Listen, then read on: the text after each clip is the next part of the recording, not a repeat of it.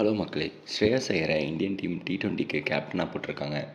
சூரியகுமார் யாதவ் வந்து வேர்ல்டு கப்பே ஜெயிச்சிருந்தாலும், இந்த வேர்ல்டு கப்பில அவரோட பெர்ஃபார்மன்ஸ் வந்து கம்மி தான். USA மேட்ச்சில் மட்டும் இந்தியாவை காப்பாற்றி கொடுத்தாரு. ஆனால் அதுக்கு முன்னாடியும் சரி, அதுக்கப்புறமும் சரி, சொல்லிக்கிற அளவுக்கு கான்ட்ரிபியூஷன் இல்லை.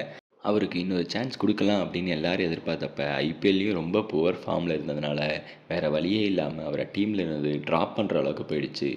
சூரியகுமார் யாதவ் வந்து இந்தியாவுக்கு 30 வயசில் டெபியூ பண்ணார். ஃபஸ்ட்டு மேட்ச்சே ஜோஃப்ரா ஆர்ச்சரை ஒரு 6ஓட ஆரம்பித்த அவரோட T20 கேரியர் 2001, 2002ல் செம்ம பீக் ஆச்சு. 2003லேயுமே ரொம்ப நல்லா பெர்ஃபார்ம் பண்ணார். கேப்டனாக வந்து ரோஹித் சர்மா ரிட்டையர் ஆனதுக்கப்புறம் கிடைச்ச சான்ஸையுமே ரொம்ப நல்லா பெர்ஃபார்ம் பண்ணி one of the most win percentage வச்சுருக்க இந்தியன் கேப்டன் அப்படிங்கிற ரெக்கார்டோட வேர்ல்டு கப்போட அவரோட கேப்டன்சி இந்தியன் கனவை விட்டுட்டார். இப்போ ஸ்ரேயாஸ் ஐயரை பார்ப்போம். ஸ்ரேயாஸ் ஐயர் வந்து 2023 வேர்ல்டு கப் வந்து அவ்வளோ பிரமாதமாக ஆடினார். நம்பர் 4ல் இந்தியாவுக்கு 500 ரன் அடிச்சிருந்தார். அதுக்கு அடுத்து கொல்கத்தா நைட் ரைடர்ஸை கேப்டன் பண்ணி இப்போ இருக்கிற கௌதம் கம்பீரோட சேர்ந்து கப்பை ஜெயிச்சிருந்தார். அதுக்கு அடுத்து அந்த டீம் அவரை ரீட்டைன் பண்ணாமல் ரிலீஸ் பண்ண அடுத்து பஞ்சாபுக்கு போய் பஞ்சாபையும் டீமுங்க ஃபைனலுக்கு எடுத்துகிட்டு போயிருந்தார். அப்படி இருக்கும்போது இந்தியன் டீமில் அவருக்கு வந்து பெருசாக சான்ஸ் தரலை. அவரை வந்து உடனடியாக டீமை விட்டு ட்ராப் பண்ணி போய் லோக்கல் டோர்னமெண்ட் விளையாடு, ரஞ்சி விளையாடு, அப்போ தான் உன்னை டீமில் எடுப்பேன் அப்படின்னு சொல்லியிருந்தாங்க. அதையும் சரின்னு சொல்லி அவர் போய் அங்கேயும் கேப்டன்சி பண்ணி கப்பை ஜெயிச்சு இங்கே வந்திருக்காரு.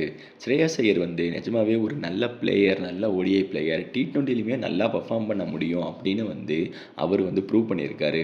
இப்போது இந்தியன் டீமுக்கு வந்து அவர் டைரெக்டாக இப்போ தான் உள்ளேயே வராரு. ஆனால் கேப்டனாக உள்ளே வராரு.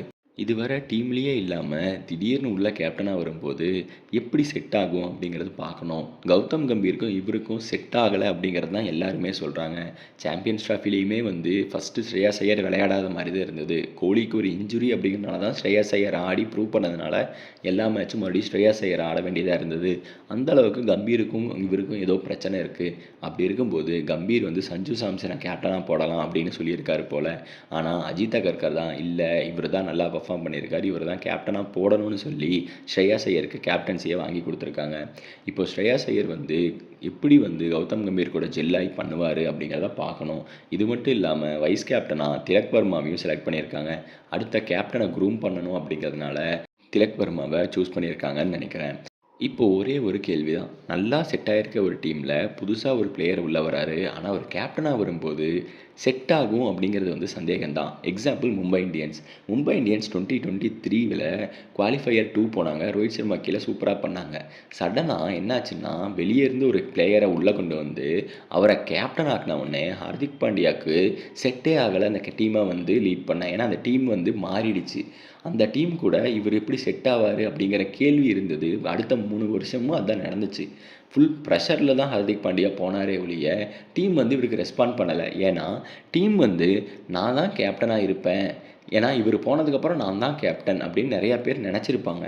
அப்படி இருக்கும்போது அந்தவெல்லாம் விட்டுட்டு நீ எல்லாம் வேணாம், புதுசாக ஒருத்தன் வருவான், அவன் தான் கேப்டன் அப்படின்னு சொல்லும்போது கிளிக் ஆகுமா ஆகாதா அப்படிங்கிறதெல்லாம் தெரியலை. சூரியகுமார் யாதவ் வந்து ரோஹித் சர்மா கீழே ஒரு இன்டகிரேட்டட் பார்ட். அப்படி இருக்கும்போது அவர் கேப்டன் ஆனது வந்து பெருசாக ஒரு இம்பேக்ட் இல்லை. இப்போ ஸ்ரேயாஸ் ஐயர் வந்து இந்த அளவுக்கு கோப் பண்ணுவார் அப்படிங்கிறத நம்ம பார்க்கணும்.